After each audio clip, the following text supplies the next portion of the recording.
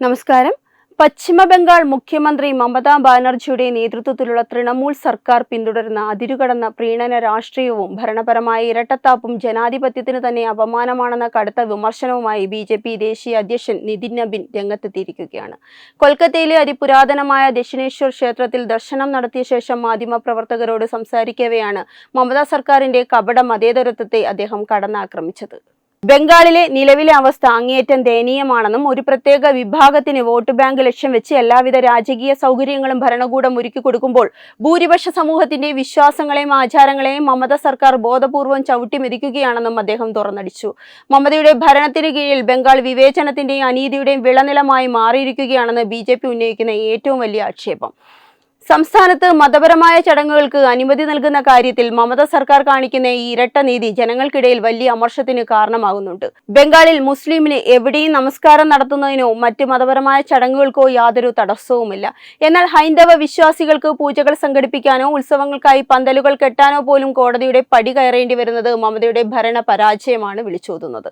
സ്വന്തം മണ്ണിൽ ആരാധനാ സ്വാതന്ത്ര്യത്തിനായി ഭൂരിപക്ഷ സമൂഹത്തിന് നിയമയുദ്ധം നടത്തേണ്ടി വരുന്നത് മമതാ ബാനർജിയുടെ വർഗീയ പ്രീണന രാഷ്ട്രീയത്തിന്റെ നേരിട്ടുള്ള ഫലമാണെന്ന് നിതിൻ നബിൻ കുറ്റപ്പെടുത്തി. വിശ്വാസികളെ രണ്ടാം തരം പൗരന്മാരായി കാണുന്ന ഇത്തരം നടപടികൾ മമതയുടെ ഏകാധിപത്യ മനോഭാവമാണ് വ്യക്തമാക്കുന്നത്. പശ്ചിമ ബംഗാളിന്റെ മഹത്തായ സാംസ്കാരിക പൈതൃകത്തെ വോട്ട് ബാങ്കിനായി മമത ബലി കഴിക്കുകയാണെന്നും ഇതിന് വരാനിരിക്കുന്ന തെരഞ്ഞെടുപ്പിൽ ജനങ്ങൾ തിരിച്ചടി നൽകുമെന്നും ബി.ജെ.പി. മുന്നറിയിപ്പ് നൽകുന്നു. കേരളത്തിലെ തിരഞ്ഞെടുപ്പ് കമ്മീഷന്റെ ഒരു സാങ്കേതിക പിഴവിനെ മുൻനിർത്തി പൂച്ച പുറത്തായി എന്ന് പരിഹസിച്ച മമതാ ബാനർജിക്ക് സ്വന്തം ഭരണത്തിലെ കൊള്ളരുതായ്മകൾ മറച്ചുവെക്കാനുള്ള തത്രപ്പാടാണ് ഇതെന്നും ബി.ജെ.പി. മറുപടി നൽകി. സ്വന്തം സംസ്ഥാനത്തെ വ്യാപകമായ അഴിമതിയും ഗുണ്ടാ വിളയാട്ടവും ക്രമസമാധാന തകർച്ചയും കാണാത്ത മമത മറ്റു സംസ്ഥാനങ്ങളിലെ കാര്യത്തിൽ ഇടപെടുന്നത് രാഷ്ട്രീയ പാപ്പരത്വമാണ്. കേന്ദ്ര സർക്കാർ നൽകുന്ന വികസന പദ്ധതികൾ പോലും ബംഗാളിലെ പാവപ്പെട്ട ജനങ്ങളിലേക്ക് എത്തിക്കാൻ അനുവദിക്കാതെ മമത തലയിടുകയാണ്. ജനങ്ങളെ വഞ്ചിച്ചും ഭീഷണിപ്പെടുത്തിയും അധികാരം നിലനിർത്താമെന്നാണ് അവർ കരുതുന്നത്. ഭരണഘടനാ സ്ഥാപനങ്ങളെയും പോലീസിനെയും തൃണമൂൽ കോൺഗ്രസിന്റെ പോഷക സംഘടനകളെ പോലെയാണ് മമത കൈകാര്യം ചെയ്യുന്നത്. ഇത്തരം ജനാധിപത്യ വിരുദ്ധ നീക്കങ്ങൾ മമതയുടെ ഭരണത്തിന്റെ അന്ത്യം കുറിക്കുമെന്നും റിപ്പോർട്ടുകൾ സൂചിപ്പിക്കുന്നു. ഏപ്രിൽ 23-നും 29-നുമായി നടക്കുന്ന തെരഞ്ഞെടുപ്പിൽ മമതയുടെ അടിച്ചമർത്തൽ ഭരണത്തിന് ബംഗാളിലെ ജനങ്ങൾ ബാലറ്റിലൂടെ കനത്ത മറുപടി നൽകുമെന്നും നിതിൻ നബിൻ ആത്മവിശ്വാസം പ്രകടിപ്പിച്ചു. ബംഗാളിലെ സാധാരണക്കാരുടെ ക്ഷമ നശിച്ചിരിക്കുകയാണെന്നും വികസനത്തിന് മുൻഗണന നൽകുന്ന ബി.ജെ.പി. സർക്കാരിനെ അവർ കാത്തിരിക്കുകയാണെന്നും അദ്ദേഹം പറഞ്ഞു.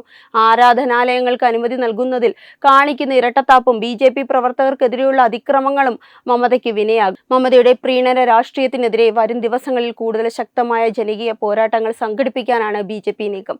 മെയ് 4-ന് വോട്ടെണ്ണുമ്പോൾ മമതയുടെ അഹങ്കാരത്തിന് ബംഗാൾ ജനത അന്ത്യം കുറിക്കുമെന്ന് പ്രതീക്ഷിക്കാം. വെബ് ഡെസ്ക് തത്വമൈ ന്യൂസ്.